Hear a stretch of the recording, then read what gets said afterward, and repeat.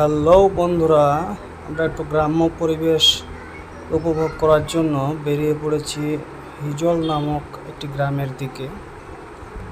চলার পথে আমরা দেখতে পাচ্ছি একটা মসজিদ, সবুজের মাঝে প্রকৃতির কোলে এই মসজিদটি। একবার ভেবে দেখুন, ভোরের ফজরের নামাজটি পড়তে আসার যে স্নিগ্ধতা, যে অনুভূতিটা ঠিক কেমন হতে পারে। চলতে চলতে আমরা সামনে একটি বড় বটগাছ দেখতে পাচ্ছি এবং সেখানে অন্য ধর্মের অনুসারীদের মন্দিরেও দেখতে পাচ্ছি, যেখানে ঠাকুর পুজো করা হয়। এই যে গ্রামগঞ্জের মধ্যে এই যে কম্বিনেশনটা, মসজিদ মন্দিরের যে কম্বিনেশন, নেই কোনো কোলাহল, নেই কোনো হিংসা, নেই কোনো বিদ্বেষ, একটা বিশুদ্ধ পরিবেশ। সব দিক মানুষের মধ্যে মানুষের যে একটা আত্মিক বন্ধন, সেটা এই গ্রামগঞ্জের মানুষের মধ্যে দেখা যায়। এত সুন্দর একটা গ্রাম আমরা ভেদ করে, প্রকৃতিকে ভেদ করে আমরা এগিয়ে চলেছি সামনের দিকে। এদিকে দেখতে পাচ্ছি আমরা গ্রামের একটা মাটির রাস্তা অন্য দিক দিয়ে বয়ে চলেছে, আর আমরা আধুনিক সড়ক পথের ওপর দিয়ে আমরা আমাদের ডেস্টিনেশন সেই হিজল গ্রামের দিকে এগিয়ে চলেছি এবং আমরা প্রকৃতিকে উপভোগ করতে করতে সামনের দিকে এগিয়ে যাচ্ছি। সত্যি খুব মনোমুগ্ধকর একটা পরিবেশের ভেতর দিয়ে আমরা যাচ্ছি। আমাকে বরাবরই প্রকৃতি খুব টানে। আমার ভীষণ ইচ্ছা করে এমন একটা গ্রামের গিয়ে কয়েকটা দিন থেকে আসার, যেখানে কোনো আধুনিকতার ছোঁয়া নেই, যেখানে সভ্যতায় স্পর্শ করেনি, যেখানে থাকবে নিখাদ বিশুদ্ধতা সব দিক থেকে। আমরা সেই গ্রামের উদ্দেশ্যেই এগিয়ে যাচ্ছি।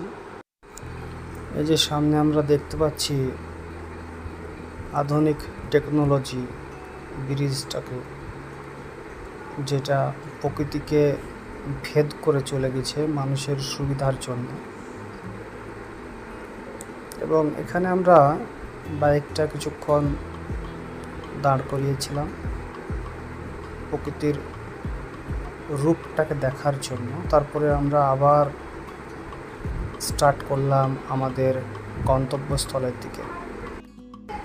ব্রিজ পার করে চলে এলাম আমরা। সূর্য প্রায় ঢলে পড়েছে পশ্চিম আকাশে, আবহাওয়াটাও বেশ স্নিগ্ধ, চারিদিকে শুধু সবুজ।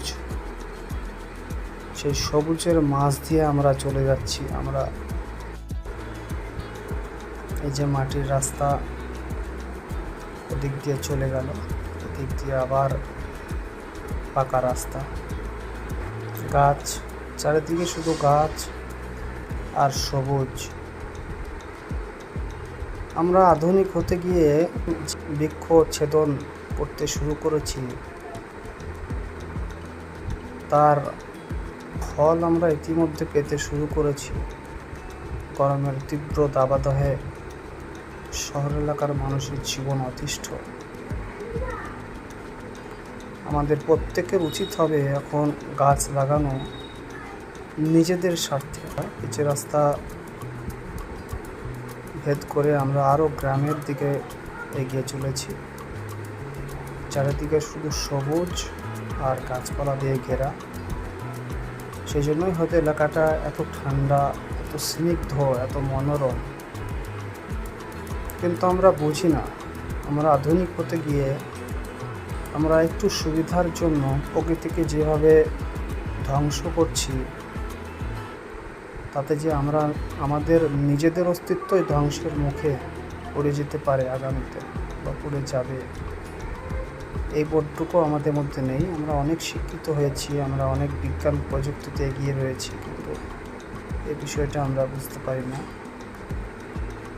তখন আমার বন্ধুদের নিয়ে, ভাইদের নিয়ে একটু প্রকৃতির ভেতরে গিয়ে মাটির রাস্তা ভেদ করে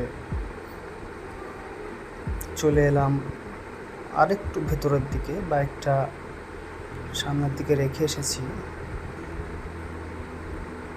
তারপর প্রকৃতিকে জড়িয়ে ধরে চলবে কিছুক্ষণ ফটোশ্যুট। এই তো আমরা পেয়েছি একটা ফটোশ্যুট করার মতো একটি জায়গা,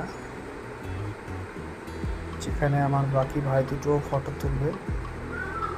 এই গাছ তিনটিকে ধরে, প্রকৃতিকে ধরে চলছে ফটোশ্যুটের কাজ। কখনো আমি ক্যামেরাম্যান বা কখনো ওনারা। এভাবেই চললো আমাদের বিকেলের একটা অংশ। এই যে গরুগুলোকে চড়িয়ে নিয়ে এসে এদেরকে বাড়ির দিকে ফেরানো হচ্ছে। এই যে দৃশ্যটা দেখুন, কত সুন্দর একটা দৃশ্য। গ্রামগঞ্জের মধ্যে এইসব দৃশ্যগুলো দেখতেই একটা আলাদা তৃপ্তি পাওয়া যায় মনের মধ্যে। গ্রামের মেয়েরা সেখানে তাদের নিজেদের কাজ করতে ব্যস্ত। কখন কখন যে সন্ধ্যা হয়ে অন্ধকার হয়ে এসেছে আমরা বুঝতে পারিনি।